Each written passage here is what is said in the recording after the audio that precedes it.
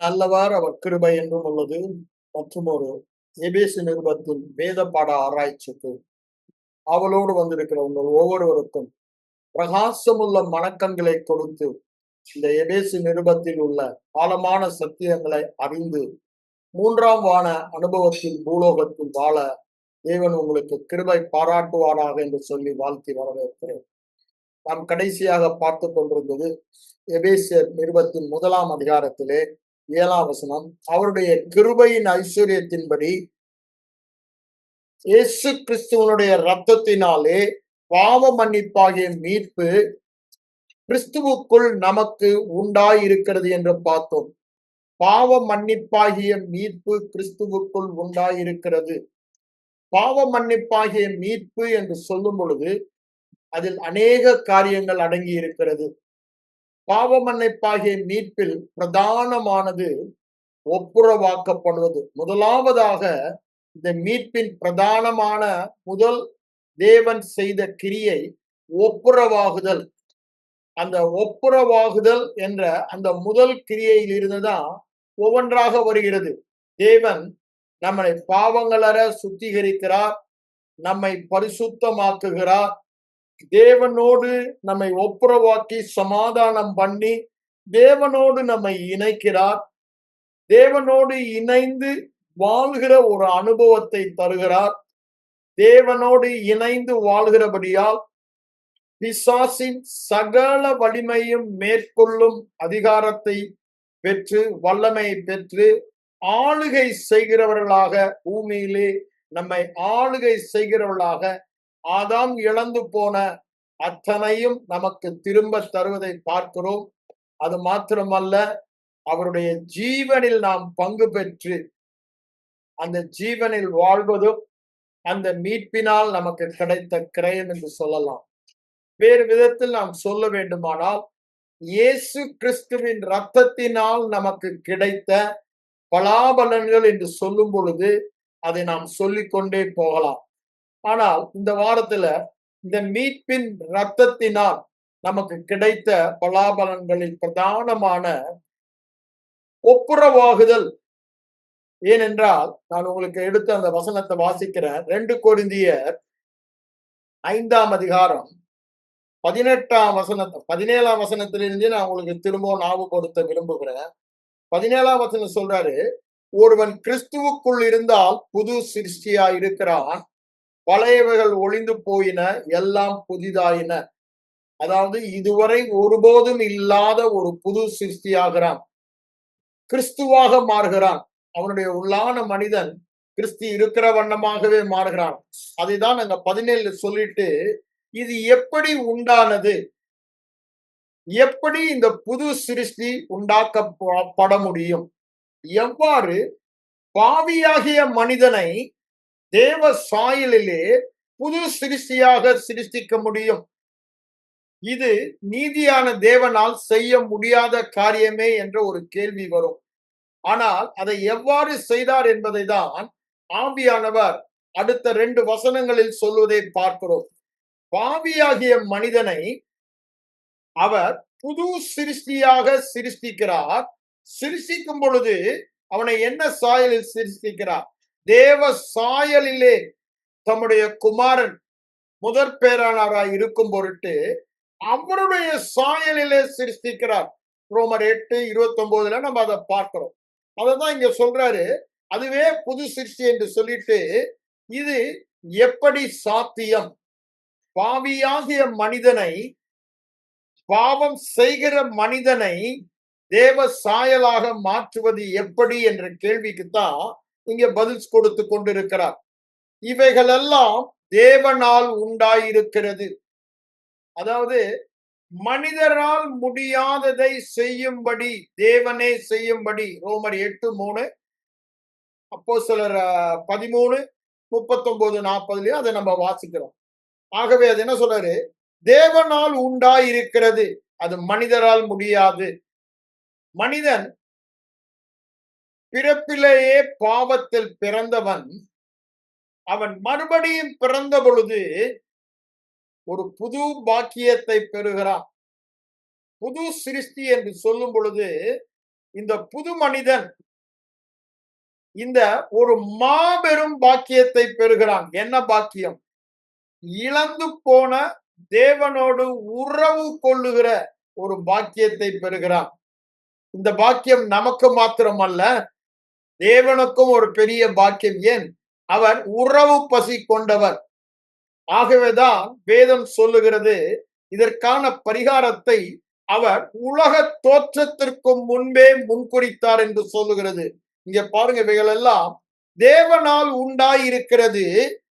அவர் இயேசு கிறிஸ்துவை கொண்டு நம்மை தம்மோடு ஒப்புரவாக்கி, இதுதான் பிரதானமாய் முதல் நடந்த காரியம். மீட்பின் கிரியைகளிலே உச்சக்கட்ட பிரதானமான காரியம் என்றால், பாவியாகிய மனிதனை பரிசுத்த தேவனோடு ஒப்புரவாக்குகிறார்.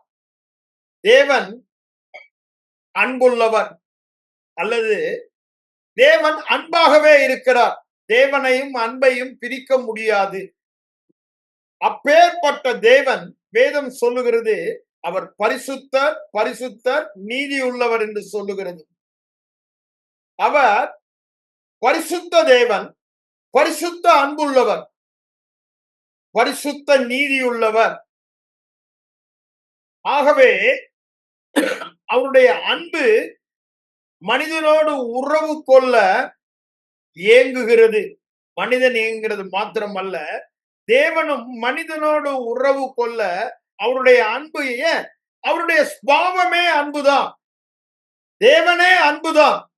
ஆனா அந்த அன்பான தேவனால் மனிதனோடு உறவு கொள்ள முடியாதபடிக்கு பகையாக, தடையாக நடுவிலே ஒன்று இருக்கிறது. அது தேவனுக்கு கோபத்தை உண்டு பண்ணுகிறது. அவர் பாவியின் மேல் அன்பு கூறுகிறவர், பாவியின் மேல் மிகுந்த அன்பு கூறுகிறவர். அந்த அன்புக்கு எல்லையே இல்லை. அந்த அன்பை ஒருவராலும் எடுத்து போடவே முடியாது, எந்த ஒரு காரியமும். ஆனால் அந்த அன்பினால் அவர் உறவு கொள்ளுவதை தடை செய்ய பகையாக, தடையாக, நடு சுவராக குற்ற உணர்வு, அதாவது நான் பாவி, என் பாவத்திற்கு தண்டனை உண்டு என்ற ஒரு எதிர்பார்ப்போடு மனிதன் வாழ்ந்து கொண்டிருக்கிறான். அவன் வெளியே சொன்னாலும் சொல்லாவிட்டாலும் திஸ் கில்ட்டி, என்ன, பாவத்திற்கான தண்டனை எனக்கு உண்டு, நான் பாவி, குற்ற உணர்வு அந்த தண்டனையை எதிர்பார்ப்பாக தந்தது. இதை தெளிவாய் சொல்லுகிற வசனம் உங்களுக்கு நான் எடுத்து வாசிக்கிறேன். அவன் என்ன எதிர்பார்ப்போடு இருந்தான், அந்த எதிர்பார்ப்பை இப்பொழுது எப்படி என்று அங்க எபிரேயர் 10ஆம் அதிகாரத்துல சொல்றார் பாருங்க. எபிரேயர் 10ல 27ஆம் வசனம். எல்லா மனிதனும் ஜீவகாலம் எல்லாம் ஒரு மரண பயத்தோடு வாழுகிறான், அப்படித்தானே சொல்றாரு. எபிரேயர் 2 நம்ம 14, 15 வசனங்களை வாசித்து பார்த்தீங்கன்னா அங்க சொல்லப்பட்டிருக்கும். அதுல இருந்து நம்மளை விடுதலை ஆக்கினார் என்று சொல்லுவது. இங்க சொல்றார் பாருங்க, நியாய தீர்ப்பு வரும் என்ற பயத்தோடு எதிர்பார்க்கும், விரோதிகளை பட்சிக்கும் தேவாக்கினை, தேவ கோபாக்கினை வரும் என்ற ஒரு குற்ற ஒரு கில்ட்டி, குற்றவாளி, என் குற்றத்திற்கு பரிகாரம் செலுத்தப்பட வேண்டும், என் குற்றம் பரிகாரம் செலுத்தப்படாமல் நான் தேவனண்டை நெருங்க முடியாது என்ற எதிர்பார்ப்பு அவன் இருதயத்திலே இருக்கிறது. அதுதான் இங்க சொல்றார் பாருங்க, தனக்கு நியாய தீர்ப்பு வரும் என்ற பயத்தோடு எதிர்பார்க்கும் விரோதிகளை. ஏன் விரோதிகள்? பாவம் தேவனுக்கு விரோதமானது, பாவி அல்ல, பாவம் தேவனுக்கு விரோதமானது. ஏன்? தேவன் ஆண்டவர், அவர் ஆளுகை செய்ய வேண்டிய இடத்தில் பாவம் ஆளுகை செய்கிறது. வேறு விதத்தில் சொல்ல வேண்டுமானால், பாவம் தேவனுக்கு எதிரடையாக அவருடைய ஆளுகையை திருடுகிறது, அல்லது அவருடைய கனத்தை மதிக்காமல் அது திருடுகிறது. அவருடைய கனத்தை மதிக்கல, கண்டெம்ப்ட், அப்படிதானே? அதை மதிக்கல, அவருடைய கனத்தை திருடுகிறது. பாவம் தேவன் ஆளுகை செய்ய வேண்டிய இடத்தில் அது ஆளுகை செய்கிறபடினால் தேவனுக்கு விரோதமான எதிரியாய் இருக்கிறது. அதை தேவன் தண்டிக்காமல் விடமாட்டார். தேவனுடைய ஆளுகையை திருடுகிறது, தேவனுடைய கனத்தை மதிப்பையும் திருடுகிறது. ஆகவே அதற்கு தண்டனை. அததான் இங்க சொல்றாரு, நியாய தீர்ப்பு வரும் என்ற ஒரு பயம். அவன் இப்பொழுது பாவம் எதிரடையாக திருடுகிறபடியால் நியாய தீர்ப்பு வரும் என்ற அந்த கோபாக்கினையை எதிர்பார்க்க வைக்கிறது. அந்த கோபாக்கினையில வாழ்ந்த மனிதனை எவ்வாறு, கோபாக்கினையை எதிர்பார்த்து வாழ்கிற மனிதனை எவ்வாறு தேவன் அதிலிருந்து விடுதலை செய்ய முடியும் என்பதை தான் ஒப்புரவாக்குதல் சொல்லுகிறது. வேறு விதத்தில் நான் உங்களுக்கு சொல்ல வேண்டுமானால், இந்த கோபாக்கினைக்கு காரணமாய் இருந்த பாவ உணர்வு, கில்ட்டி, குற்றவாளி, பாவி என்ற உணர்வு, என்ற நினைவு தேவ கோபாக்கினை தனக்கு வரும் என்ற எதிர்பார்ப்பை எப்பொழுதும் அவனுக்கு கொடுத்தபடியினால் ஜீவகாலம் எல்லாம் மரண பயத்தோடு வாழ்ந்தான் என்று எபிரேயர் 2ஆம் அதிகாரம் 14-15 வசனங்களில் நாம் வாசிக்கிறோம். இதுதான் மனிதனுடைய சூழ்நிலையா இருக்கிறது. ஆனா தேவன் பாவ விரோதம், பாவம் தேவனுடைய ஆளுகையை திருடுகிறது. He should be Lord of everything. He is the Lord of Lord. எல்லாருக்கும் எல்லா பகுதியிலும் அவர் ஆண்டவராக ஆளுகை செய்கிறவர்.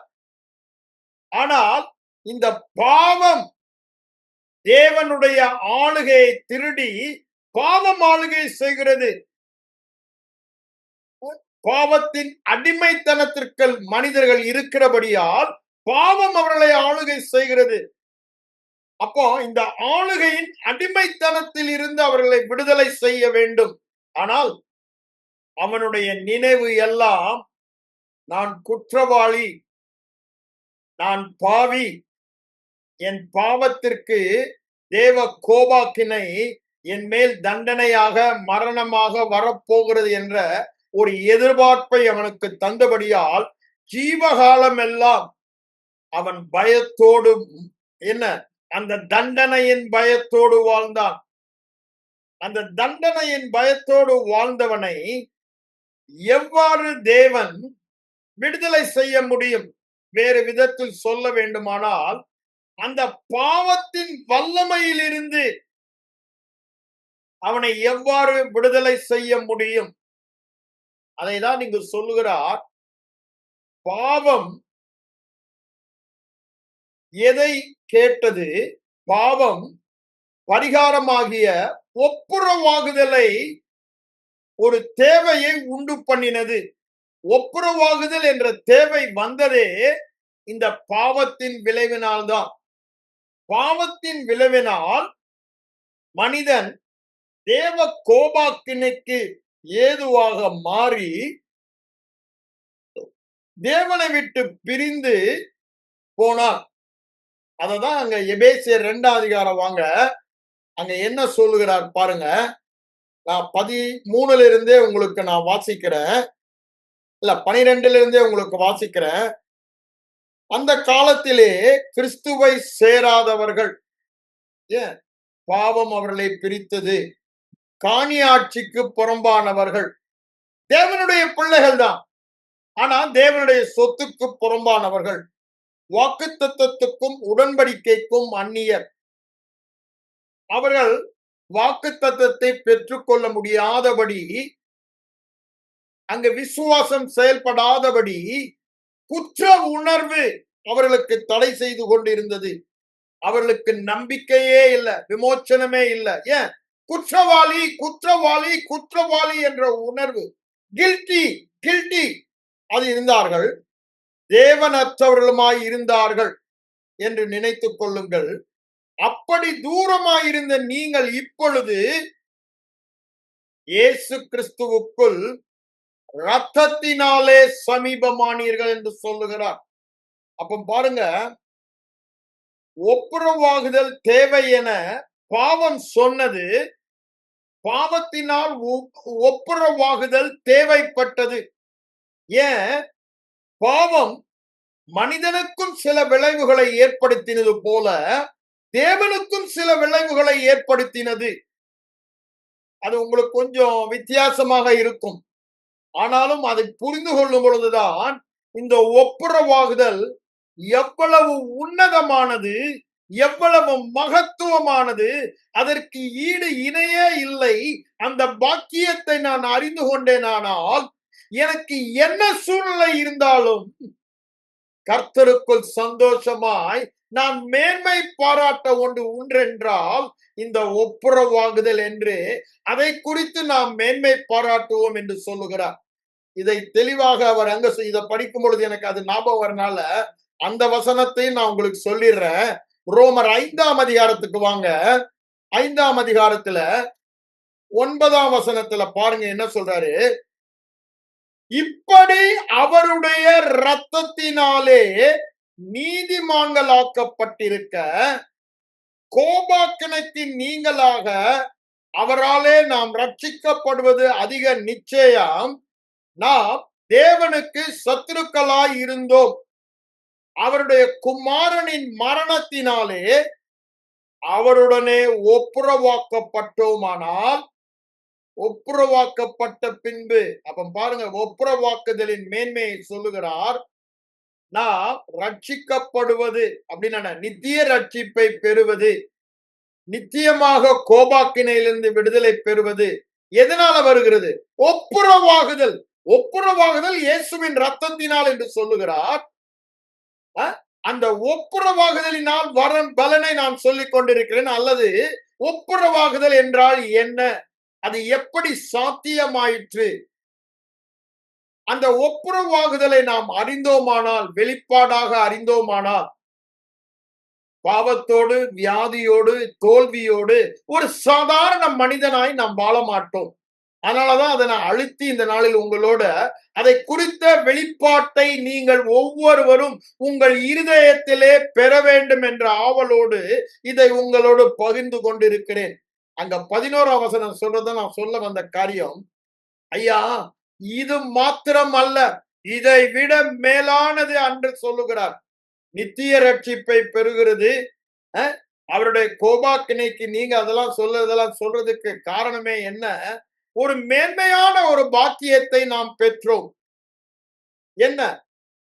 ஒப்புரவாகுதலை நமக்கு இப்பொழுது கிடைக்க பண்ணினார். We have reconciliation. எப்படி we have redemption என்று அங்க எபேசியர் 1:7 சொன்னாரோ அதேதான் இங்க சொல்றாரு.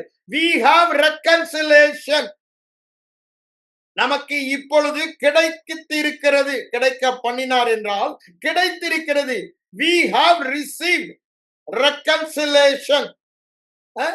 ஆகவே கர்த்தராகிய இயேசு கிறிஸ்து மூலமாய் தேவனை பற்றி மேன்மை பாராட்டுகிறோம், சோத்திரம் சொல்லுகிறோம், களி கூறுகிறோம். அங்க பவுலடிகளார் சொல்றாரு பிலிப்பியர் 4:4 சந்தோஷமாயிருங்கள், சந்தோஷமாயிருங்கள் என்று நான் உங்களுக்கு மறுபடியும் சொல்லுகிறேன். காரணம் என்ன? அங்க நெகேமியா 8:10 சொல்றாரு, சந்தோஷமாய் இருப்பதே உங்களுடைய பலன் என்று சொல்லுகிறார். அதே நீதிமொழிகள் 17:22 வரும் பொழுது அங்க என்ன சொல்றாரு? மனமகிழ்ச்சி நல்ல மருந்துங்க. யாரு? நம்ம நல்ல டாக்டர் சொன்ன நல்ல மருந்து மனமகிழ்ச்சி. இன்னைக்கு யார வேண்டுமானாலும் போய் கேளுங்க. நான் இன்னைக்கு ஒரு நாள் டிவில ஒரு கார்டியாலஜிஸ்ட், ஐ திங்க் தனிக்காய்ச்சலமா இன்னும் ஒரு பேரு நான் மறந்துட்டேன், பார்த்துக்கிட்டு இருந்தேன். அவர் சொல்றாரு, is a heart cardiologist, heart specialist. Number 1 மருந்து மனமகிழ்ச்சி தான் சொல்றாரு. ஹிந்துங்க அவரு, ஹிந்து. அவர் சொல்றாரு நம்பர் 1 மருந்து மனமகிழ்ச்சி. நீங்க எல்லா சூழ்நிலையிலும் மனமகிழ்ச்சியா இருந்தீங்கன்னா, இந்த ஹார்ட் வியாதி, எந்த வியாதியும் உங்களுக்கு வராது. அந்த வியாதி வருவதற்கெல்லாம் காரணம் ஸ்ட்ரெஸ். அந்த ஸ்ட்ரெஸ்ஸ வெளியே தள்ளுவதற்கு மனமகிழ்ச்சி தான் மருந்து. அ மூல காரணத்தையே இந்த மனமகிழ்ச்சி தான். நான் ஏன் இத சொல்ல வரேன், இந்த மனமகிழ்ச்சிக்கு காரணமே தேவனோடு ஒப்புரவாக்கப்பட்டு நாம் மேன்மை பாராட்டுகிறோம், மகிழ்ந்து கூறுகிறோம். அதனாலதான் நெகேமியா சொல்றான், கர்த்தருக்குள் மகிழ்ச்சியா இருப்பதே உங்கள் பலன். நீதிமொழிகள் சாலமன் சொல்லுகிறாரு, அது நல்ல மருந்து. எப்பேற்பட்ட வியாதியையும் அது குணமாக்கும். அது ஆத்துமாவில் இருந்தாலும், சரீரத்தில் இருந்தாலும், இந்த மனமகிழ்ச்சி அதை குணமாக்க முடியும் என்று சொல்லுகிறார். ஆகவேதான் பவுலடிகளார் 4:4 பிலிப்பியர்ல திரும்பவும் சொல்லுகிறேன் சந்தோஷமாயிரு 2 தடவை வலியுறுத்தி சொல்லுகிறார். அப்ப பாருங்க, அந்த சந்தோஷம் எங்க இருந்து வருகிறது? ஒப்புரவாகுதல் மூலமாக. அததான் எபேசியர் 6ஆம் அதிகாரம் 9, 19 வசனங்களை பார்த்தீங்கன்னா, கர்த்தரிலும் அவர் சத்துவத்தின் வல்லமையிலும் பலப்படுங்கள். தீங்கு நாளிலே அவனுக்கு யாருக்கு? இருளின் அதிகாரங்களுக்கு, காணாத மண்டலத்தில் இருந்து நம்மை தாக்க முயற்சிக்கிற அதிகாரங்களுக்கு மேற்கொள்ள இந்த வல்லமையில் என்ன வல்லமை? கர்த்தரின் சத்துவத்தின் வல்லமை. அதற்கு ரகசியம், வெகு லகுவான ரகசியத்தை தான் அங்க நெகேமியா சொல்றாரு, கர்த்தருக்குள் மகிழ்ச்சியாயிருப்பதே உங்கள் பலன். அதுதான் இங்க சொல்றாரு, சந்தோஷமாயிருங்கள், சந்தோஷமாயிருங்கள் என்று சொல்லுகிறார். ஆபகுக்கு அதை சொல்வதை பார்க்கலாம். ஆபகுக் 3ஆம் அதிகாரத்துல அப்படிதானே, கர்த்தருக்குள் நான் அதுதான் என்னுடைய பலன், அதுதான் என் அடைக்கலம் என்று சொல்லுகிறார். அப்ப பாருங்க, இதற்கெல்லாம் அஸ்திபாரம் தெரிந்தா, சும்மானா கர்த்தருக்குள் சந்தோஷமா இருங்கன்னு சொல்லிட்டு போயிட்டா. ஆனா பவுலடிகளார் இங்க சொல்றாரு, ஒப்புரவாகுதலை திரும்ப 11ஆம் வசனம் படிக்கிறேன். நமக்கு உண்டாக்கின, தந்தரளின, கிடைக்க பண்ணின கர்த்தராகிய இயேசு கிறிஸ்து மூலமாய் தேவனை நாம் மேன்மை பாராட்டி களி கூறுகிறோம் என்று சொல்லுகிறார். அந்த மூல பதத்தின் அர்த்தத்தை தான் உங்களுக்கு சொல்லிக் கொண்டு இருக்கிறேன். காரணம் என்னங்க? இதுதான் உச்சக்கட்ட பாக்கியம். மனுக்குலம் பெற்ற மாபெரும் பாக்கியம் தேவனோடு ஒப்புரவாக்கப்பட்டது. அன்புள்ள தேவன் தம்முடைய அன்பை செலுத்த ஆவலோடு காத்து கொண்டிருக்கிறார். ஆனால் நடுவிலே பகையாக ஒரு சுவர். அந்த பகையான சுவரினாலதான், அததான் அங்க பாருங்க, எபேசியர் 2ஆம் அதிகாரத்துக்கு வாங்க திரும்பவும். 14ஆம் வசனம், அவரே நம்முடைய சமாதான காரணராகி இருதரத்தாரையும் ஒன்றாக்கி பகையாக நின்ற பிரிவினையாகிய நடுசுவரை தகர்த்தார். அப்ப பாருங்க, அன்புள்ள தேவன், அவருடைய சுபாவமே அன்புதான். வேறு விதமாய் அவர் இருக்க முடியாது. ஆனால் மனுகுலத்தின் மேல் அவரால் அன்பு செலுத்த முடியவில்லை. அன்பின் கிரியைகளாகிய ஆசீர்வாதங்களையும் நல்ல ஈவுகளையும் கொடுக்க முடியவில்லை. அங்க தடை சுவர் ஒன்று இருக்கிறது. அவர் ஆளுகை செய்ய வேண்டிய இடத்திலே பாவம் ஆளுகை செய்து கொண்டிருக்கிறது. அது தேவனுக்கு விரோதமானது. தேவனுடைய மகிமையும் கனத்தையும் ஆளுகையும் அது திருடுகிறது. அது தண்டிக்கப்பட வேண்டும். அதுவே அந்த விரோதத்திற்கு, பகைக்கு காரணமாய் இருக்கிறது. அது தண்டிக்கப்படாமல் இந்த பாவியாகிய மனிதன் மேல அன்பாகிய தேவன், அன்பே உருவமான தேவன், அனாதி சிநேகத்தால் உன்னை சிநேகித்தேன் என்று சொல்லுகிறாரே, அந்த அளவில்லாத, முடிவில்லாத அன்பு கூறுகிற தேவன அவர் அன்பை காண்பிக்க முடியாதபடி தடை செய்ததெல்லாம் இந்த குற்றவாளி என்ற அந்த பகையான சுவர் என்று சொல்லுகிறார். அதைதான் இங்க என்ன சொல்றார் பாருங்க, 14ல, நடுசுவரை தகர்த்து அதற்கு காரணமாயிருந்த சட்ட திட்டங்களாய் நியாய பிரமாணத்தை ஒழித்து புது மனுஷனாக சிருஷ்டித்து சமாதானம் பண்ணி பகையாகிய குற்ற உணர்வை சிலுவையிலே கொன்று இருதிறத்தாரையும் தேவனுக்கு என்று ஒப்புரவாக்கினார். அப்ப பாருங்க, அந்த பகை கொல்லப்பட்டது. எப்படி பகை கொல்லப்பட்டது? வேறு விதத்தில் நான் கேட்கிறேன், எப்படி பாவத்தின் வல்லமை ஒழிக்கப்பட்டது, அழிக்கப்பட்டது, உறிந்து கொள்ளப்பட்டது? அததான் சொல்றாரு, அந்த பாவத்தின் வல்லமை சிலுவையிலே நடந்தது, வல்லமை உரிக்கப்பட்டது. எது எதிரடையாக இருந்ததோ அது நீக்கப்பட்டது. பகையாய் இந்த நடுசுவரும் தகர்க்கப்பட்டது என்று சொல்லுகிறார். எதிரடையாய் இருந்த நியாயப்பிரமாணம் நீக்கப்பட்டது. ஏன்? அதுதான் குற்ற உணர்வுக்கு காரணமாயிருந்தது. அது மாத்திரமல்ல, பாவியாகிய மனிதன் அந்த பாவத்தின் வல்லமையில் இருந்து விடுபட வேண்டும். ஆனால் மனிதன் எதிர்பார்ப்பதெல்லாம் எப்படி பாவத்தின் வல்லமையில் இருந்து விடுபட வேண்டும். அதை பற்றி வேதம் சொல்லவில்லை. பாவத்தின் வல்லமையில் இருந்து விடுபடுவதற்கு ஒப்புரவாக்குதல் போதுமானதாய் இருக்கிறது. ஒப்புரவாக்குதலை அறிந்தோமானால் வெளிப்பாடாக பாவத்தின் வல்லமை நம்மை ஆளுகை செய்ய, அந்த ஒப்புரவாகுதலின் மகத்துவம், உன்னதம், மேன்மை என்னது என்று பார்க்கும் பொழுது, பகையாயிருந்த நடு சுவரையே தேவன் அன்பு கொள்ள முடியாத அளவுக்கு அன்பு செலுத்த ஏங்கின தேவன் அன்பை செலுத்தாமல் தேவ கோபம், நரக ஆக்கினை, நித்திய மரணம் என்ற எதிர்பார்ப்பை மனிதனுக்கு கொடுக்க வைத்தது இந்த பகையாய் நின்ற சுவர். இது எவ்வாறு நீக்கப்பட்டது என்பதை தான் இயேசு கிறிஸ்துவின் ரத்தம் என்று சொல்லுகிறார். இது எப்படி சாத்தியம்? அதுதான் இன்னைக்கு நம்ம பார்க்க போறோம். இது எப்படி சாத்தியம்? மனிதன், பாவம் செய்கிற மனிதன், ஆனால் தேவன் அவனை நேசிக்கிறார். அவனுடைய பாவம் நடு சுவராக இருக்கிறபடியால் குற்றவாளி,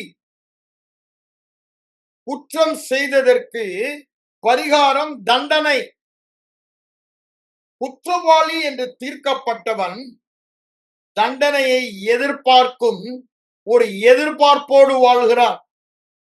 இப்பொழுது அந்த குற்றவாளி தண்டனைக்கு நான் கடன்பட்டவன், தண்டனைக்கு நான் கடன்பட்டவன் என்ற கடன் முழுதுமாய் செலுத்தப்பட வேண்டும். பாவத்தின் தண்டனைக்கு நான் கடன்பட்டவன் என்ற தண்டனை முழுவதுமாய் செலுத்தப்பட வேண்டும். அது எப்படி நடந்தது என்பதை தான் சிலுவை நமக்கு காண்பிக்கிறது. சிலுவை நமக்கு காண்பிப்பதெல்லாம் முதலாவதான பிரதானம் என்ன இங்கு சொல்லப்பட்டுள்ளது? ரெக்கன்சிலேஷன். அதாவது ரெக்கன்சிலேஷன் என்று தமிழ்ல பொழுது ஒப்புரவாக்குதல், ரீகன்சைல். தேவனோடு அங்கீகரிக்கப்பட்டு ஏற்றுக்கொள்ளப்படுவதை குறிக்கிற பதமாக இருக்கிறது. இதை அவர் சொல்லும் பொழுது என்ன சொல்றார் பாருங்க. ரோமர் 3ஆம் அதிகாரத்துக்கு வாங்க. அங்க என்ன சொல்லுகிறார்? 22 உங்களுக்கு வாசித்துட்டு அப்புறம் 25, 26 நான் வாசிக்கிறேன். 22ல என்ன சொல்றாரு? 3ஆம் அதிகாரத்துல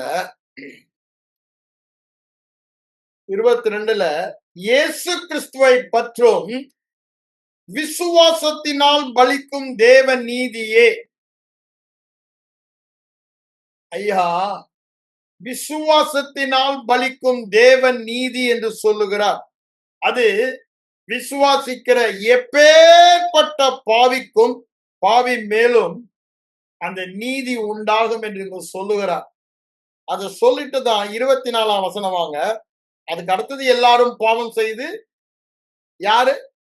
யாருக்கு தேவ நீதி உண்டான்னு சொல்றாரோ அந்த மனிதர்கள் எல்லாம் பாவம் செய்து தேவ மகிமை இழந்து போனவர்கள் என்று சொல்லிட்டு இலவசமாய் இலவசமாய். அப்ப பாருங்க, இந்த ஒப்புரவாகுதலுக்கு மனிதன் செய்ய வேண்டிய காரியம் ஒன்றுமே இல்லை. மனிதனுடைய கிரியை அங்கு எதுவுமே இல்லை. அங்கு இருப்பதெல்லாம் ஒரே மனிதனின் கிரியையினாலே, ஒரு மனிதனுடைய கிரியையினாலே ஒரு பகையாக நடுசுவர் ஏற்பட்டது.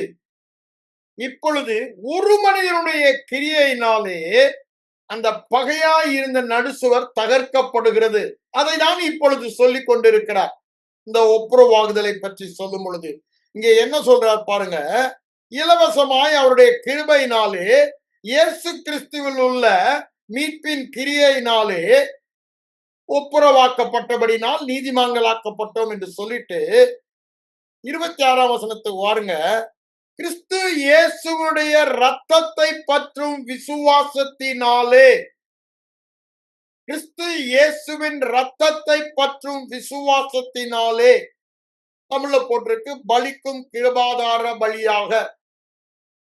சில ஆங்கிலத்தில் பார்த்தீங்கன்னா ஒப்புரவாக்கும் பலியாக, ஒப்புரவாக்குதலுக்காக அப்படி சொல்லப்படும். அப்ப பாருங்க, கிறிஸ்து இயேசு கிறிஸ்துவின் ரத்தத்தை பற்றும் விசுவாசத்தினாலே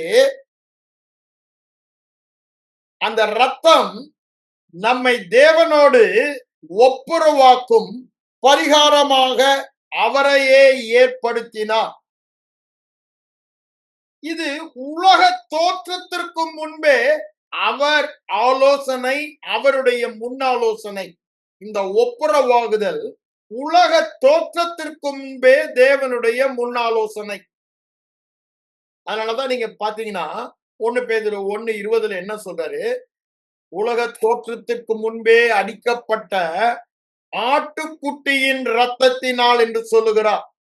உலக தோற்றத்திற்கு முன்பே அடிக்கப்பட்ட ஆட்டுக்குட்டியின் இரத்தத்தினால், உலக தோற்றத்திற்கு முன்பே. வெளிப்படுத்தினல் 13:8, வெளிப்படுத்தினல் 18:8 படிச்சு பாருங்க. இங்க 1 பேதுரு 1:20 அதை சொல்வதை பார்க்கலாம். 1:18-19 அவர் என்ன சொல்றாரு, அழிந்து போகிற பொன்னினாலும் வெள்ளியினாலும் நாம் நிந்திக்கப்படாமல் எதனால நாம் மீட்கப்பட்டோமா, அழியாத மாசற்ற வஸ்தாகிய விலையேறப்பட்ட ரத்தத்தினால் மீட்கப்பட்டோம் என்று 19 சொல்லிட்டு 20 அவர் சொல்லுவதை நாம் பார்க்கிறோம். 20 அவர் சொல்லுவது என்னங்க, 20ஆம் வசனத்துல அதுதான் சொல்றாரு, உலக தோற்றத்திற்கு முன்பே அடிக்கப்பட்ட ஆட்டுக்குட்டியானவர். அப்போ இதை உலக தோற்றத்திற்கு முன்பே இந்த ஒப்புரவாகுதலை அவர் முன்குறித்தார் என்று வேத வசனம் சொல்லுவதை நாம் பார்க்கிறோம். உலக தோற்றத்திற்கு முன்பே, உலக தோற்றத்திற்கு முன்பே இந்த பாவத்தினால் உண்டான தடை சுவரை நீக்குவதற்கு ஒப்புரவாக்குதல் தேவையாய் இருந்தது. அந்த தேவையை தேவன் உலக தோற்றத்திற்கு முன்பே முன்குறித்தார்.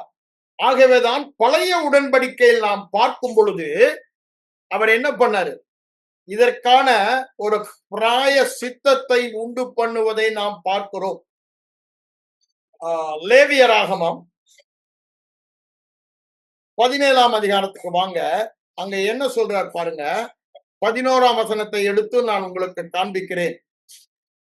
மாம்சத்தின் உயிர் இரத்தத்தில் இருக்கிறது, நான் அதை உங்களுக்கு பலிபீடத்தின் மேல் உங்கள் ஆத்துமாக்களுக்காக பாவ நிவர்த்தி செய்யும்படி கட்டளையிட்டேன். ஆத்துமாவிற்கு பாவ நிவர்த்தி செய்கிறது இரத்தமே என்று சொல்லுகிறார். அதே 14ஆம் வசனம் பாருங்க, சகல மாம்சத்தின் இரத்தம் உயிர் எதுல இருக்கு, இரத்தத்தில் இருக்கிறது. இரத்தம் அந்த ஜீவனுக்கு சமானம் என்று சொல்லுகிறார். இதை நாம் தெளிவாக புரிந்து கொள்ள வேண்டும். சகல மனிதர சகல ஜீவ ஜந்துக்களுக்கும் உயிர் அதோடைய இரத்தத்தில் இருக்கிறது. அந்த இரத்தத்தையே ஆத்துமாவின் பாவ நிவிர்த்திக்காக கட்டளையிட்டேன் என்று சொல்லுகிறார். ஏன்? பாவத்தின் சம்பளம் மரணம். ரோமர் 6:22 நம்ம பாக்கிறோம். பாவத்தின் சம்பளம் மரணம். 23 பாக்குறோம். பாவத்தின் சம்பளம் மரணம். அப்போ அந்த மரணம் எங்க முடியுது? ரத்தம் சிந்தப்படும் பொழுது அது மரணத்தை காண்பிக்கிறது. ஏன்? ரத்தத்தில் ஜீவன் இருக்கிறது, உயிர் இருக்கிறது. அதுதான் சொல்றாரு, உயிர் ரத்தத்தில் இருக்கிறது. 11 சொல்றாரு, 14 சொல்றாரு, ரத்தத்தில் உயிர் இருக்கிறது. ரத்தம் அந்த உயிரை குறிக்கிற பொழுது, ரத்தம் சிந்தப்படும் பொழுது அது மரணம். பாவத்தின் தண்டனைக்கு இங்க பரிகாரமாக மற்றொரு நபர் மூலம் அந்த பரிகாரம் செலுத்தப்படுவதை காண்பிக்கிறார். மற்றொரு நபர் இங்கு பழைய உடன்படிக்கையிலே சீர்திருத்தல் உண்டாகும் காலம் வரைக்கும் அந்த நிழலாட்டமாக ஆடு மாடுகளின் ரத்தம் சிந்தப்பட்டதை வேதம் சொல்வதை எபிரேயாக்கியும் தெளிவாக சொல்லுகிறார். இங்க என்ன சொல்றார் பாருங்க, இந்த தேவன் அன்பு பசியுள்ள தேவன் மனிதனோடு உறவு கொண்ட பழைய உடன்படிக்கையிலும் இந்த ரத்தம் அவள் பாவத்தை மூடினபடியால், பகையாகிய நின்ற சுவரை மூடினபடியால் இதுவரை அவருக்கு அந்த இடத்திலே குற்றவாளி, தண்டனைக்குரியவன் என்ற உரிமையோடு நின்று கொண்டிருந்தவனை பாவம் மூடினபடியால் அந்த தண்டனையே இல்லாத ஒரு இடத்திற்கு கொண்டு வந்த ரத்தம் அந்த இடத்தை எடுத்துக்கொண்டது. அதாவது பதிலாக அந்த பாவத்தின் சம்பளமாகிய மரணத்தை இந்த ரத்தம், சிந்தப்பட்ட ரத்தம் எடுத்துக்கொண்டது என்பதை காண்பிக்கிறது.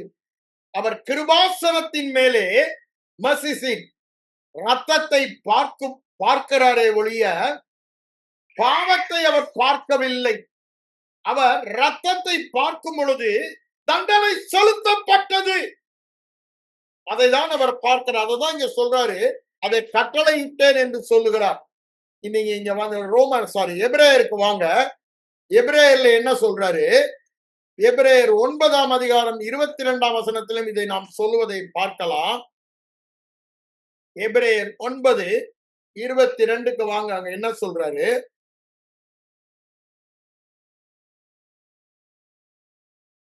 நியாய பிரமாணத்தின்படி, பழைய உடன்படிக்கையின்படி கொஞ்சம் குறைய தேவன் ஏற்படுத்தினேன்னு சொல்றாரு. இப்ப 17 இதுல வாசல 11லயும் 17:11 வாசனம் லேவியராகமத்துல எல்லாம் ரத்தத்தினாலே சுத்திகரிக்கப்படும், ரத்தம் சிந்துதல் இல்லாமல் மன்னிப்பு உண்டாகாது. ரத்தம் சிந்துதல் இல்லாமல் மன்னிப்பு உண்டாகாது அப்படின்னு என்ன? ரெக்கன்சிலேஷன், ஒப்புரவாக்க முடியாது என்று சொல்லுகிறார். அப்போ ரத்தம் சிந்துதல் எதை காண்பிக்கிறது? பாவத்திற்காக மரணம் நிறைவேற்றப்பட்டது என்பது ரத்தம் காண்பிக்கிறது. ஆனா ஆடு மாடுகளின் ரத்தம் அதை நிறைவேற்ற முடியாது. நீங்க 10ஆம் இடத்துக்கு வாங்க. எபிரேயர்ல அங்க என்ன சொல்றாரு பாருங்க, 4ஆம் வசனத்துல அந்த முதல்ல இருந்து அந்த குற்ற உணர்வு உண்டாகும், குற்ற உணர்வு இல்லாத ஒரு வாழ்க்கை வாழ்வது புதிய உடன்படிக்கையின் பாக்கியம் என்று சொல்வதை தான் நாங்க கொண்டு வந்து கொண்டிருக்காரு. அது ஏற்கனவே நான் உங்களுக்கு விளக்கி இருக்கிறேன். இப்ப என்ன சொல்றாரு பாருங்க, 4ஆம் வசனத்தை வாசிக்கிறேன். காளை வெள்ளாட்டுக்கடா இவருடைய ரத்தம் பாவங்களை நிவிர்த்தி செய்ய மாட்டாது. காளை வெள்ளாட்டுக்கடா இவருடைய ரத்தம் இட்ஸ் a temporary, அது ஒரு நிழலாட்டம். ஆனால் நியாய பிரமாணத்துக்கு கீழ் வந்த தேவகுமாரன் மாம்சமான போது மனுகுலத்திற்கு, அந்த மனுகுலத்தின் வம்சாவளியோடு தன்னை இணைத்துக் கொண்டார்.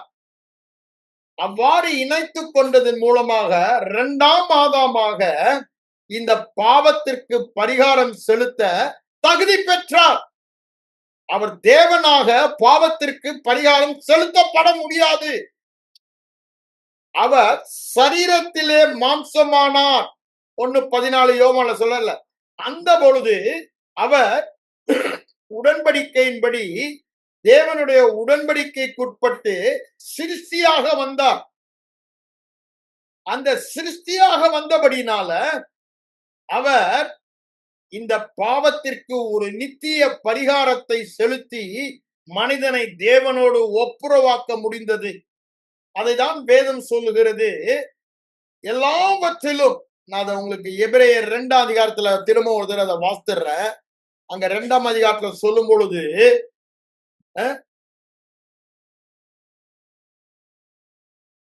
14ல பிள்ளைகள் மாம்சத்தையும் இரத்தத்தையும் உடையவர்களாய் இருக்க அவரும் அவர்களைப் போல மாம்சத்தையும் இரத்தத்தையும் உடையவரானார்.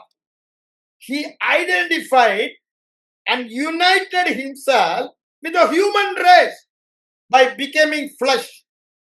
இப்போ இந்த வம்சாவளியினருக்கு, மாம்சத்தில் இருக்கிற மனித வம்சாவளியினருக்கு அவர் முதற் பேரானவராக ஆனது நிமித்தமாக தான் இந்த மீட்பு வந்தது என்று வேதம் சொல்லுகிறது. அது எப்படி என்பதை தான் இங்க சொல்லிக் கொண்டிருக்கிறோம். சிலுவையில் சிந்தின ரத்தம், அவர் சிலுவையில் சிந்தின ரத்தம். மனிதனுடைய ரத்தம் மனிதனுடைய ஜீவன். ஆனால் இங்கு சிந்தப்பட்டது மனிதனாக வந்த தேவகுமாரனின் ரத்தம். அவர் மாம்சத்தையும் இரத்தத்தையும் உடையவரானார். அவருடைய இரத்தத்திலே பாவம் இல்லை, நித்திய ஜீவன் இருந்தது. அந்த நித்திய ஜீவனை பெற்றவர் அந்த ஜீவனை சிலுவையிலே அர்ப்பணிக்கிறார். எதற்குங்க? இதற்கு பரிகாரம் உண்டு பண்ணும்படி. அவர் நியாயப்பிரமாணத்தின் கீழ் வந்து நியாயப்பிரமாணம் கேட்ட நீதியை பூரணமாய் நிறைவேற்றினார். பாவமே இல்லாத, பழுது இல்லாத, குற்றம் இல்லாத ஒரு பரிசுத்த ரத்தம், தேவ நீதியால் நிறைந்த ரத்தம், ஜீவனாகிய ரத்தம், தேவனுடைய ஜீவனாகிய ரத்தம். ஜீவன் எங்க இருக்கு? ரத்தத்தில் இருக்கிறது. அவருடைய ஜீவன் கிரயமாக செலுத்தப்பட்டது. ரத்தம் கிரயமாக செலுத்தப்பட்டது என்றால் தேவனுடைய ஜீவனே, இயேசு கிறிஸ்துவின் ஜீவனே கிரயமாக செலுத்தப்பட்டது. அதனாலதான் பவுலடிகளார் சொல்லுகிறார், பேதுருடிகளார் சொல்லுகிறாரு, அழிந்து போகிற பொன் வெள்ளியினால் அல்ல, மாசற்ற குற்றமற்ற விலையேற பெற்ற ரத்தம் என்று சொல்லுகிறார். நாம் பெற்ற இந்த விலையேற பெற்ற ஒப்புரவாகுதலுக்கு ஆடு மாடுகளின் ரத்தம் அல்ல. என்ன ரத்தம்? தேவகுமாரனின் ஜீவன். அதுதான் ரத்தம் என்று சொல்லுகிறோம். ஜீவன் ரத்தத்தில் இருக்கிறது, உயிர் ரத்தத்தில் இருக்கிறது, ஜீவன் ரத்தத்தில் இருக்கிறது. அந்த தேவகுமாரனின் ரத்தத்தில். அவர் நம்மை மாதிரி புருஷ சித்தத்திலே பிறக்கவில்லை. பரிசுத்த தேவ வார்த்தையினால் ஆவியினாலே சிருஷ்டிக்கப்பட்டவர். அந்த பரிசுத்த ரத்தம், பாவமே இல்லாத தேவனுடைய ஜீவனுடைய ரத்தம் சிலுவையிலே கிரயமாக செலுத்தப்பட்டது. ஆடு மாடுகளின் ரத்தம் அல்ல, இல்ல பதிலாக இன்னொரு மனிதனுடைய ரத்தமும் அல்ல. அதான் விலையேற பெற்ற ரத்தம் என்று சொல்லுவதை நாம் இங்கு பார்க்கிறோம். அவர் பாருங்க, ஒரு பாவம் செய்யாமல் நியாயப்பிரமாணம் கேட்ட நீதி எல்லாவற்றுக்கும் கீழ்ப்படிந்து எல்லா நீதியும் நிறைவேற்றினார். ஆகவே நியாயப்பிரமாணம் கேட்ட நீதியை நிறைவேற்றினது மாத்திரமல்ல, நியாயப்பிரமாணம் கேட்ட பாவத்தின் சம்பளம் மரணம், அந்த மரணத்தையும் தன்னுடைய ரத்தம் சிந்துவதின் மூலமாக நிறைவேற்றினார் என்று வேதவசனம் சொல்லுகிறது. பாவத்தின் சம்பளம் மரணம். நியாயப்பிரமாணம் கேட்டது எல்லாவற்றுக்கும் கீழ்ப்படிய வேண்டும். எல்லாவற்றுக்கும் கீழ்ப்படிந்தார். அதற்கு மாத்திரமா? மரணத்திற்கும் தன்னை உட்படுத்தினார். அவருடைய கீழ்ப்படுதலிலே மரணத்திற்கும் தம்மை உட்பைய பதிலாளாக. அததான் அங்க 1 பேதுரு 3ஆம் அதிகாரம் 18ஆம் வசனத்துல சொல்லுவார் பாருங்க. 1 பேதுரு 3:18 அவர் என்ன சொல்றார் பாருங்க. கிறிஸ்துவும் நம்மை தேவனிடத்தில் சேர்க்கும்படிக்கு, நான் வேறு விதத்தில் சொல்ல வேணுமா, தேவ கோபாக்கினைக்கு தகுதியாய் இருந்து கோபாக்கினையில் இருந்த மனுகுலத்தை கோபாக்கினை நீக்கி அன்பு செலுத்தி தம்மோடு அரவணைத்துக் கொள்ளுகிற ஒரு இடத்திற்கு கொண்டு வரும்படி என்ன பண்ணினாதான் இங்க சொல்றார் பாருங்க. அநீதி உள்ளவர்களுக்கு பதிலாக பாவியாகிய நமக்கு பதிலாளாக, பாவமே இல்லாதவராக நீதி உள்ளவராக நம்முடைய பாவத்தை ஏற்றுக்கொண்டு ஒரு தரம் ஒரே முறை காலத்திற்கும் பாவத்தையும் பாவத்தின் தண்டனையாகிய ஆக்கினையையும் அவர் ஏற்றுக்கொண்டார். ஆகவே மாம்சத்திலே கொலையுண்டார், மரித்தார், ரத்தம் சிந்தினார், ஆவியிலே உயிர்ப்பிக்கப்பட்ட பொழுது முழுவதுமாய் செலுத்தப்பட்டது என்பதை நிரூபித்தார். பாவத்திற்கு என்று மரித்தார், பாவத்தின் தண்டனைக்கென்று அவர் பதிலாளாக மரித்தார். அததான் ஒப்புரவாகுதல் என்று சொல்லுகிறார். 2 கொரிந்தியர் 5ஆம் அதிகாரத்துக்கு வாங்க. அங்கதான் நம்ம ஆரம்பித்தோம். திரும்ப அங்கேயே போவோம். 2 கொரிந்தியர் 5:18 சொல்றாரு, நாம் ஊழியர்களாகி நமக்கு கொடுக்கப்பட்ட ஊழியமே ஒப்புரவாக்குதலின் ஊழியம். ஒப்புரவாக்குதலின் ஊழியம், ஒப்புரவாகுங்கள் என்ற நல்ல செய்தியை சொல்லதான் நம்மை தேவன் அழைத்தார் என்று சொல்லுகிறார். இங்க 2 கொரிந்தியர் 5ஆம் அதிகாரத்துக்கு வந்தீங்கன்னா அங்க அவர் சொல்லுவதை நாம் பார்க்கலாம். 18ஆம் இவைகள் எல்லாம் தேவனால் உண்டாயிருக்கிறது என்று சொல்லுகிறார். எது? இந்த ஒப்புரவாகுதல் மனிதன் செய்யும் காரியம் அல்ல, இயேசு கிறிஸ்துவை கொண்டு. அததான் எப்படி செய்தார்? எல்லா இடத்திலும் மீட்பு இயேசு கிறிஸ்துவை கொண்டுதான் சொல்லுகிறாரு. தம்மோடு ஒப்புரவாக்கினார். எப்படி ஒப்புரவாக்கினார்? தேவ கோபம் இருக்கு, குற்றவாளிக்கு ஒரு எதிர்பார்ப்பு இருக்கிறது. என் குற்றத்திற்கு தண்டனை உண்டு, மரணம் உண்டு என்ற ஒரு எதிர்பார்ப்பு. இந்த சூழ்நிலையில்தான் அவர் என்ன பண்றாரு? அவர் பரிகாரமாக தன்னை சிலுவையிலே ஒப்பு கொடுக்கிறார். அதுதான் சொல்றாரு, கிறிஸ்துவுக்குள், கிறிஸ்துவை கொண்டு நம்மை தேவனோடு ஒப்புரவாக்கினார். அந்த ஒப்புரவாக்கத்தின் ஊழியத்தை தான் நமக்கு கொடுத்தார் என்று சொல்லுகிறார். அதை சொல்லிட்டு அடுத்த 19 பாருங்க. அது எப்படி என்றால், எப்படி ஒப்புரவாக்கினார்? அந்த ஒப்புரவாக்கப்பட்டபடியால் இன்று நம்முடைய ஊழியமே இதை செய்யாதே என்று சொல்லுகிற ஊழியம் அல்ல, தேவன் உங்களை ஒப்புரவாக்கி விட்டார் என்ற நற்செய்தியை சொல்லுகிற ஊழியம். அவருடைய இரத்தத்தினாலே ஒப்புரவாகுதலை நமக்கு கிடைக்க பண்ணினார். ரோமர் 5:9 நம்ம பார்த்தோம். அதை அப்படியே அதை 11 வரைக்கும் அதை நம்ம வாசித்து சொன்ன உங்களுக்கு. அப்ப பாருங்க, அவருடைய இரத்தமே எப்படி சாத்தியமாயிற்று? எப்படி சாத்தியமாயிற்று?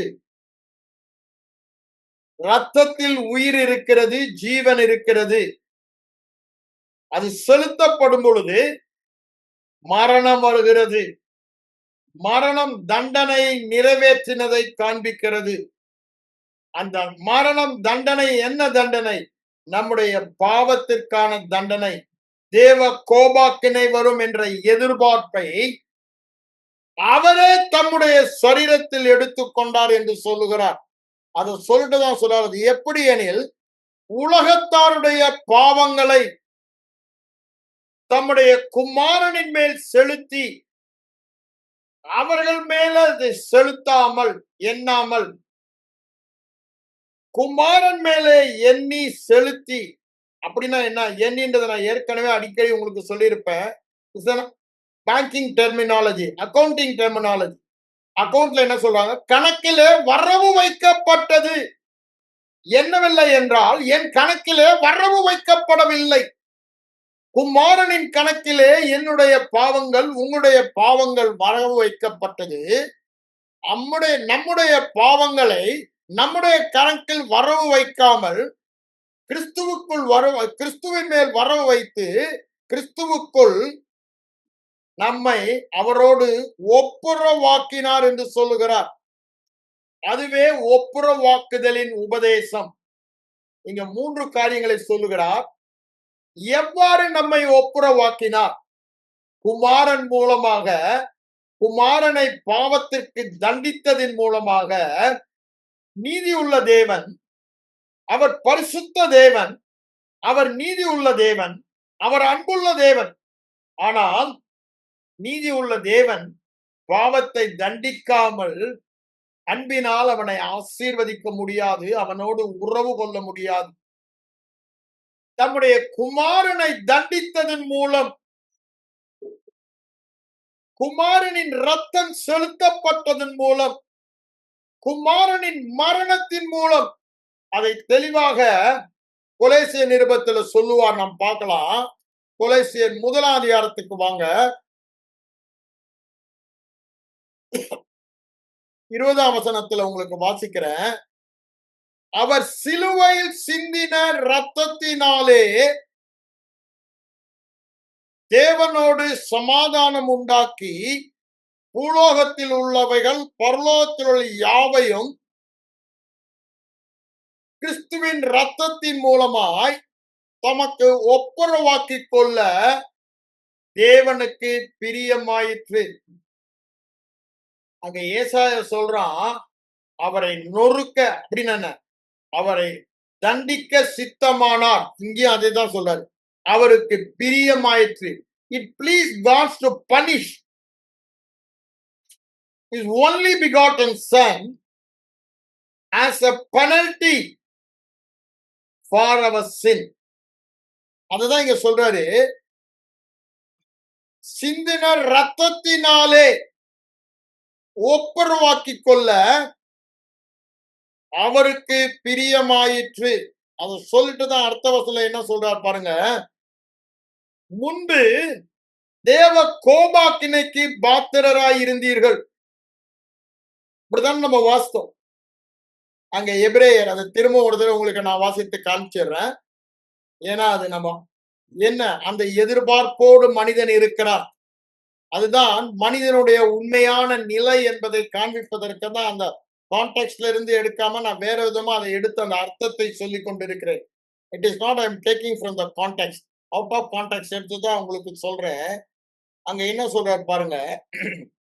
நியாய தீர்ப்பு 27ஆம் வசனம், நியாய தீர்ப்பு வரும் என்று பயத்தோடு எதிர்பார்க்கிருக்கும் விரோதிகளை பட்சிக்கும் கோபாக்கினை இருந்த இடத்தில், நியாய தீர்ப்பு வரும் என்று பயத்தோடு எதிர்பார்க்குதலும் விரோதிகளை பட்சிக்கும் கோபாக்கினையும் இருக்கும் என்ற இடத்திலே இப்பொழுது வேறொன்று காணப்படுகிறது.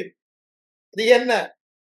அதை செலுத்தி விட்டேன், அதை நிறைவேற்றி விட்டேன் என்று இயேசுவின் ரத்தம் அங்கிருந்து பேசுகிறது.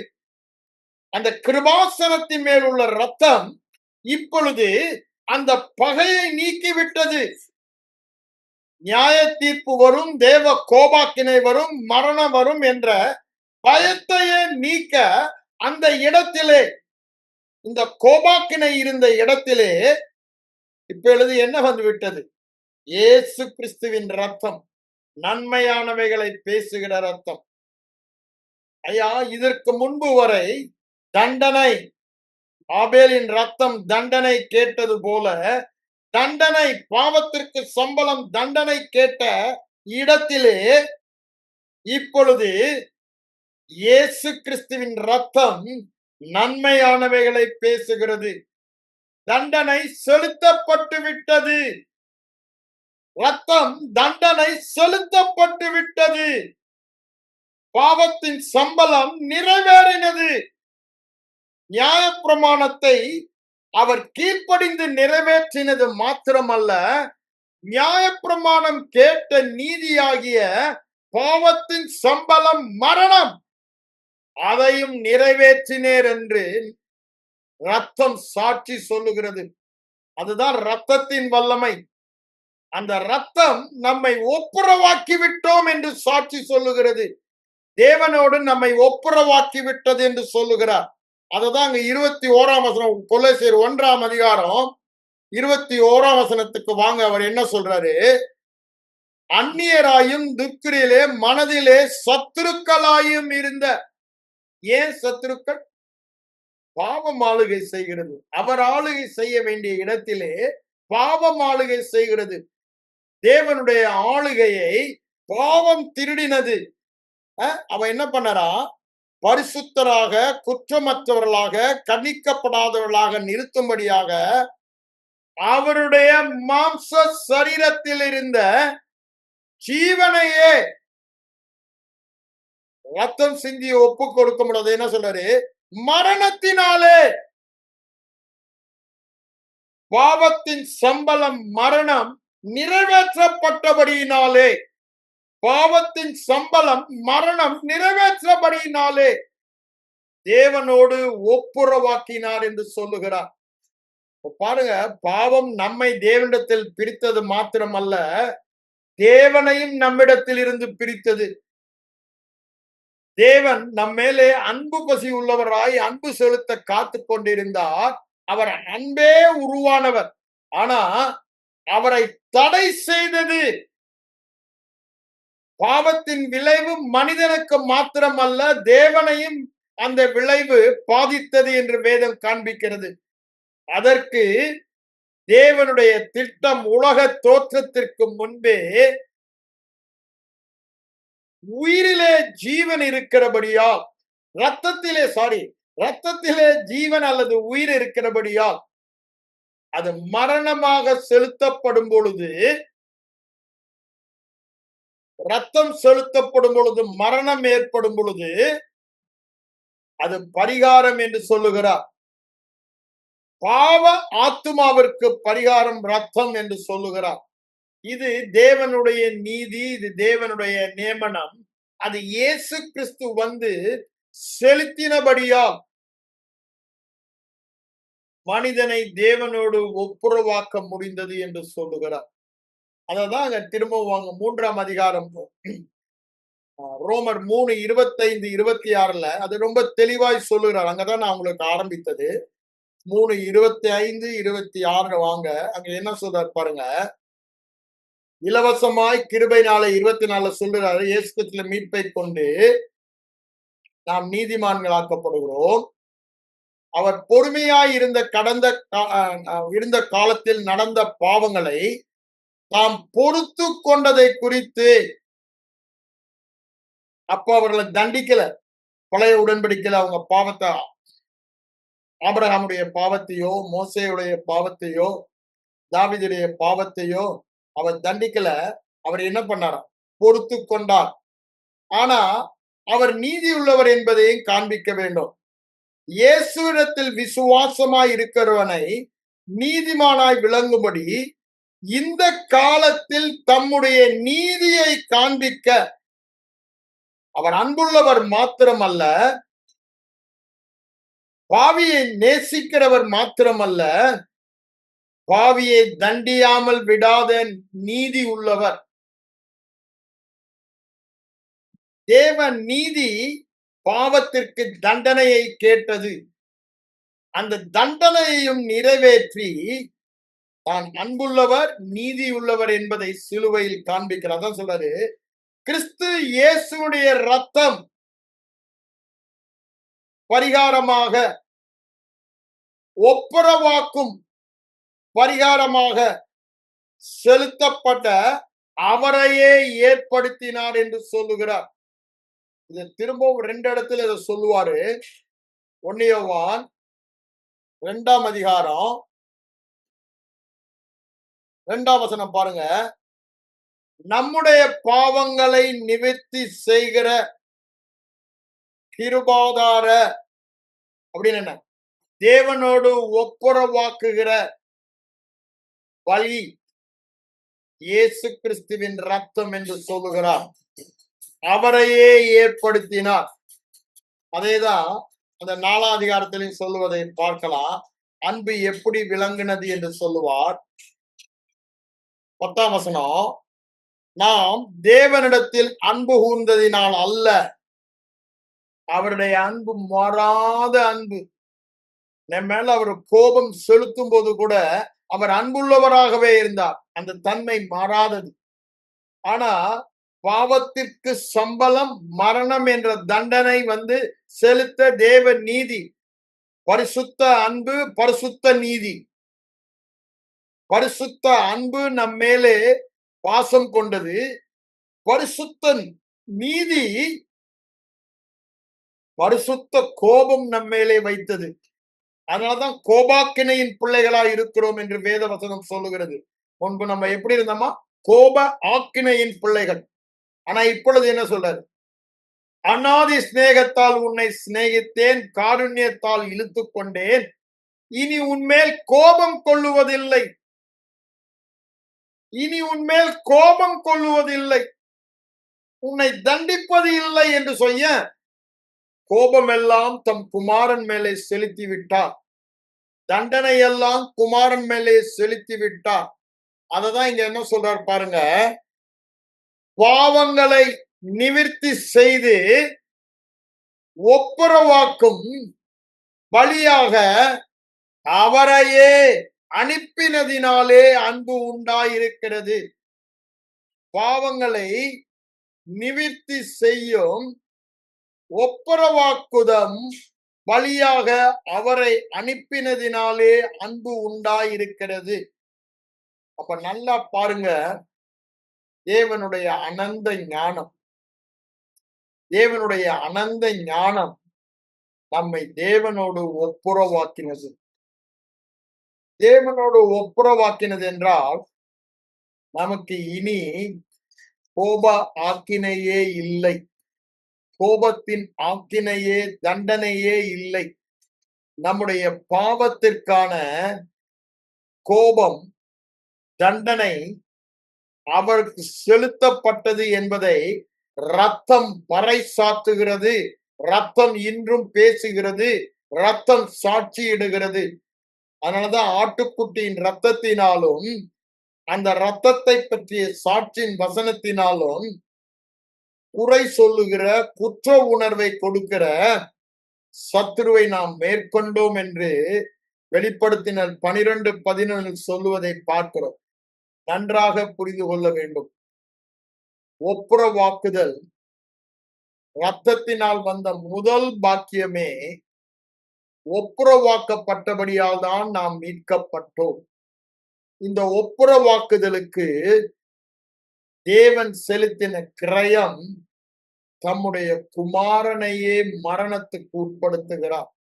அக்கிரமக்காரருக்கு பதிலாக, அநீதி உள்ளவருக்கு பதிலாக நீதி உள்ளவரை அவருடைய சரீரத்திலே பாவத்தை செலுத்தி தண்டித்ததன் மூலம் என்று சொல்லுகிறார். ரோமர் 8ஆம் அதிகாரம் 3ஆம் வசனத்தை பாருங்க. அவர் அங்கு சொல்லுவதை நாம் பார்க்கிறோம். ரோமர் 8:3 சொல்றாரு, நியாய பிரமாணம் செய்யக்கூடாத விட்டுருங்க, தேவனே செய்யும்படிக்கு தம்முடைய குமாரனை பாவ மாம்சத்தின் சாயலாக, பாவ மாம்சத்தின் சாயலானதான் மனுகுலத்தோடு அவர் இணைக்கப்பட்டு மனுகுலத்திற்கு சரீரத்திலே ஒரு பரிகாரத்தை செய்ய முடிந்தது. ஆகவே பாவ மாம்ச சாயலாக அனுப்பி அவரையே பாவத்தை போக்கும் பலியாக பாவத்தை போக்கும் பலியாக, தடை சுவரை பகையை நீக்கும் பலியாக அவரையே ஏற்படுத்தி அனுப்பி பாவத்தை ஆக்கினைக்குள்ளாக தீர்த்தார். பாவத்தின் தண்டனையை முழுவதுமாய் நிறைவேற்றினார். பாருங்க, அவர் எல்லா நீதியும் நிறைவேற்றினார், பாவத்தை முழுவதுமாய் நிறைவேற்றினார். அததான் பாருங்க 2 கொரிந்தியர் 5 அதிகாரத்துக்கு திரும்பவும் வாங்க. அங்க என்ன சொல்றார் பாருங்க. 5, 18, 19 வசனங்களை நம்ம வாசித்தோம், அப்படிதானே? எப்படி நமக்கு ஒப்புரவாக்குதலின் உபதேசம் என்ன, ஒப்புரவாக்குதலின் ஊழியம் என்ன, எப்படி நாம் ஒப்புரவாக்கப்பட்டோம், எல்லாம் அங்க அவர் தெளிவாய் சொல்வதை பார்த்தோம். நான் திரும்ப அதை உங்களுக்கு நான் வாசிக்கிறேன். இயேசு கிறிஸ்துவை கொண்டு ஒப்புரவாக்கி ஒப்புரவாக்குதலின் ஊழியத்தை கொடுத்தார். தேவன் உலகத்தாருடைய மனுக்குலத்தின் பாவங்களை அவர்கள் கணக்கில் வரவு வைக்காமல் கிறிஸ்துவுக்குள் வரவு வைத்து, கிறிஸ்துவுக்குள் தண்டனையை அவர் சரீரத்திலே செலுத்தி, என்ன தண்டனை? மரணமாகிய ரத்தம் சிந்துதலின் மூலமாக அதை செலுத்தி தம்மோடு ஒப்புரவாக்கி, இதுதான் ஒப்புரவாக்குதலின் உபதேசம். இயேசு கிறிஸ்துவின் ரத்தத்தை பற்றும் உபதேசம், மீட்பின் உபதேசம், இயேசு கிறிஸ்துவின் ரத்தத்தை பற்றும் உபதேசம், சிலுவையை பற்றிய உபதேசம், இயேசு கிறிஸ்துவின் ரத்தத்தை பற்றிய உபதேசம், சிலுவையில் அவர் சிந்தின ரத்தம் பரலோகத்திலும் நித்தியமாக ஆராதித்து பாடப்படுகிறது. இயேசு கிறிஸ்துவின் ரத்தம். ஏன்? அது அவ்வளவு உன்னதமான காரியத்தை நம்முடைய வாழ்க்கை ஒப்புரவாக்கி விட்டது. என்ன உன்னதமான காரியம்? தேவனோடு ஒப்புரமாக்கி விட்டது. அதனாலதான் வெளிப்படுத்தின 5:19 அவர்கள் அந்த ஆட்டுக்குட்டியின் ரத்தத்தை குறித்து மேன்மை பாராட்டி துதித்து பாடி உயர்த்துவதை பார்க்கிறோம். நித்தியமாக ஆராதனை செய்து உயர்த்தப்பட்டு மேன்மை பாராட்டுகிறது. நமக்கு ஒப்புரவாக்குதலை கொடுத்த, மேன்மையான ஒப்புரவாக்குதலை கொடுத்த ரத்தம் நித்தியமாக பரலோகத்திலும் ஆராதனை செய்யும் ஒரு காரியமாக இருப்பதை நாம் அங்கு பார்க்கிறோம். ஆட்டுக்குட்டியின் ரத்தத்தினாலே மீட்டுக்கொண்டு என்று அவர்கள் ஆராதிப்பதை நாங்கள் அங்க பார்க்கிறோம். இங்க என்ன சொல்லுகிறார் பாருங்க, 19 அதை சொல்லிட்டு உபதேசத்தை கொடுத்தார் என்று சொல்லிவிட்டு, நாங்க என்ன புத்தி சொல்லுகிறோம்? ஒப்புரவாகுங்கள் என்று புத்தி சொல்லி உங்களை வேண்டிக் கொள்ளுகிறோம். அத என்ன சொல்றாரு?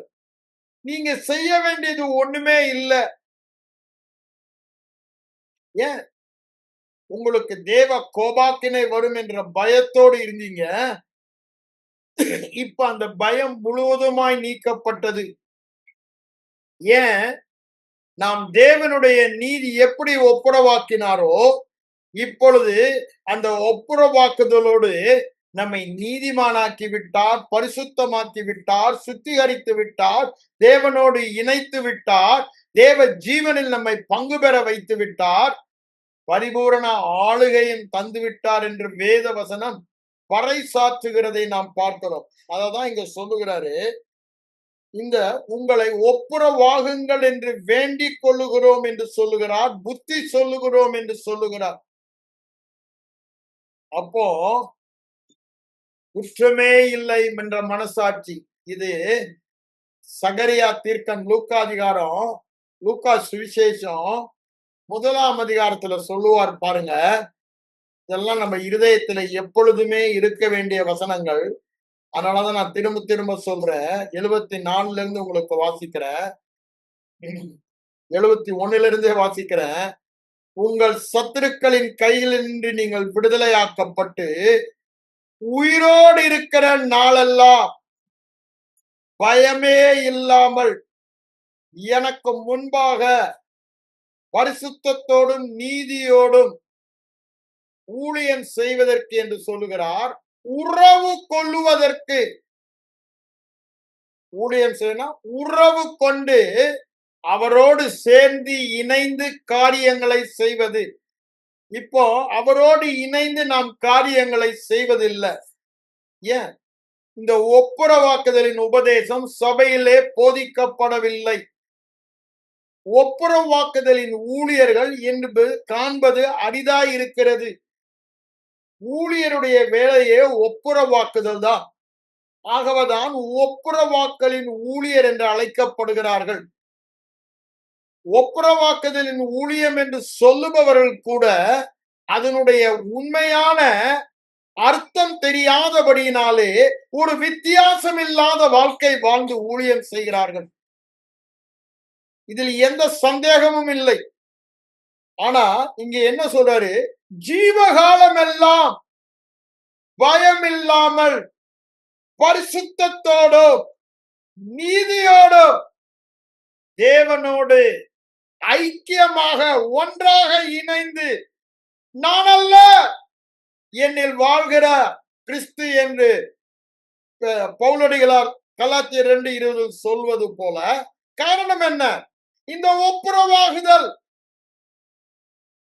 பாவத்தின் தண்டனையாகிய மரணம் இயேசு கிறிஸ்துவின் மரணத்தினால் இரத்தத்தினால் நிறைவேற்றப்பட்டது. நியாயப்பிரமாணத்தை நான் அழிக்க வரல, அதை நிறைவேற்ற வந்தேன் என்று சொன்னார். அதை நிறைவேற்றினார். அதை நிறைவேற்றியதன் மூலம் நாம் ஒப்புரவாக்கப்பட்டோம். ஒப்புரவாக்கப்பட்டதினாலே தேவ கோபாக்கினையே இல்லை, தண்டனையே இல்லை, ஆக்கினை தீர்ப்பே இல்லை, குற்ற உணர்வே இல்லை என்ற ஒரு இடத்திற்கு நம்மை கொண்டு வந்தபடியால் ஜீவகாலம் எல்லாம் பயமே, முன்னால பயத்தோடு இருந்த எதிர்பார்ப்பு இருந்தது தேவ கோபாக்கினை. இப்பொழுது பயமே இல்லாமல், ஏன்? எல்லாமே இந்த இரத்தத்தின் புண்ணியம். இரத்தத்தினால் நாம் ஒப்புரவாக்கப்பட்டதன் புண்ணியம். இந்த பாக்கியம் எவ்வளவு மேலான பாக்கியம்! எவர்களுடைய பாவங்களை தேவன் எண்ணாதிருக்கிறாரோ, இந்த ஒப்புரவாக்குதல் நமக்கு செய்தது. தேவன் நம்முடைய பாவங்களை எண்ணாமல் குமாரனின் மேல் எண்ணி, அப்படின்னு அவர் கணக்கிலே வரவு வைத்து அவரை தண்டித்ததின் மூலமாக என் பாவத்தின் சம்பளம் மரணம் நிறைவேற்றி தேவனோடு என்னை ஒப்புரவாக்கி சமாதானம் பண்ணி தேவ பிள்ளையாக, வாரிசாக, அவருடைய சொத்துக்கு வாரிசாக, அவருக்கு உரியதெல்லாம் அனுபவிக்க அவருடைய அன்பை நம்மேலே பொழிந்தருளும் ஒரு இடத்திற்கு நம்மை கொண்டு வந்து விட்டார். இந்த ஒப்புரவாக்குதலின் மூலமாக அன்பு பசியுள்ள தேவன் நம்மேலே அன்பு செலுத்த, அந்த அன்பை நாம் பெற்று திரும்ப நாம் அவர் மேலே அன்பு கூற பாவத்தை மேற்கொள்ளுகிற வல்லமையை நமக்கு தந்தது இந்த இயேசு கிறிஸ்துவின் இரத்தத்தினால் வந்த ஒப்புரவாகுதல். ஒப்புரவாகுதல் மூலமாக பாவத்தின் வல்லமை அழிக்கப்பட்டது. பாவத்தின் வல்லமை முழுவதுமாய் செயலற்று போனது. ரோமர் 6:6 சொல்வதை பார்க்கலாம். 6:6 11 வசனங்களை வாசித்து பாருங்க. அங்க சொல்லுவதை நாம் பார்க்கிறோம். பாவத்தின் வல்லமை முழுவதுமாய் செயலிழந்து போனது. ஒப்புரவாக்கப்பட்ட சத்தியத்தை அறிந்தவர்கள் பாவத்தை, வியாதியை, சாபத்தை, பாவத்தின் சம்பளமாகிய ஒவ்வொரு விளைவுகளையும் மேற்கொண்டு வாழ்கிறவர்கள். அந்த ஒப்புரவாக்குதலின் சத்தியத்தை வெளிப்பாடாத அறியாத பட்சத்தில் ஒரு வித்தியாசமில்லாத வாழ்க்கை வாழ்கிறார்கள். கண்களை மூடி ஜெபிப்போம். எங்கள் அன்பின் பரலோக பிதாவே, இந்த காலை வேளையிலே எங்கள் மீட்பிலே நீ செய்த பிரதானமான காரியம் ஒப்புரவாகுதல் என்று சொன்னீர் ஆண்டவரே. அந்த ஒப்புரவாக்குதலுக்கு நீர் செலுத்தின கிரயம் உம்முடைய ஒரே பேரான குமாரனின் ரத்தம், அவருடைய மரணம் என்று காண்பித்தீர் ஆண்டவரே. ஆண்டவரே, இந்த இரத்தத்தின் புண்ணியத்தை நாங்கள் உணர்ந்தவர்களாக, இயேசு கிறிஸ்துவின் இரத்தம் எங்களை குறித்து என்ன சொல்லுகிறது? நீ இரத்தத்தை பார்க்கும் பொழுது எங்கள் மேல் கோப ஆக்கினை செலுத்தாமல் கடந்து போகிறவர். பஸ்கா ஆட்டுக்குட்டியின் இரத்தத்தை பார்க்கிறபடியால் கிருபாசனத்தின் மேலே எங்கள் மேலே கோபம் நீ செலுத்துவதில்லை, தண்டனை செலுத்துவதில்லை, கடந்து போகிறீர் என்று வேத வசனம் சொல்லுகிறது. ஆண்டவரே, அதை நாங்கள் இருதயத்தில் வெளிப்பாடாக பெற்றுக்கொள்ள நாங்கள் ஒப்புரவாக்கப்பட்டவர்கள், நாங்கள் தேவனோடு ஒப்புரவாக்கப்பட்டவர்கள். எங்களுக்கு ஒப்புரவாகுதல் இப்பொழுது கிடைத்திருக்கிறது. ரோமர் 5ஆம் அதிகாரத்தில் நாங்கள் அதை வாசித்தோம். ஆண்டவரே, we have now received reconciliation through the blood of Christ என்று ஆவியானவரும் தேவனுடைய இரத்தமும் சாட்சியிடுகிறபடியால் நாங்களும் எங்கள் வாயினாலே தேவனுடைய குமாரனின் இரத்தத்தினாலே எங்களுக்கு ஒப்புரவாகுதல் கிடைத்திருக்கிறது. தேவ கோபமே எங்கள் மேல் இல்லை. தேவன் எங்கள் மேல் அன்பாய் இருக்கிறார். அவருடைய அன்புக்குரிய பிள்ளைகள் நாங்கள், அவருடைய செல்ல பிள்ளைகள் நாங்கள். அவர் தம்முடைய முழு அன்பையும் எங்கள் மேல் செலுத்த இப்பொழுது தடையே இல்லை. எல்லா தடையும் நீக்கப்பட்டது.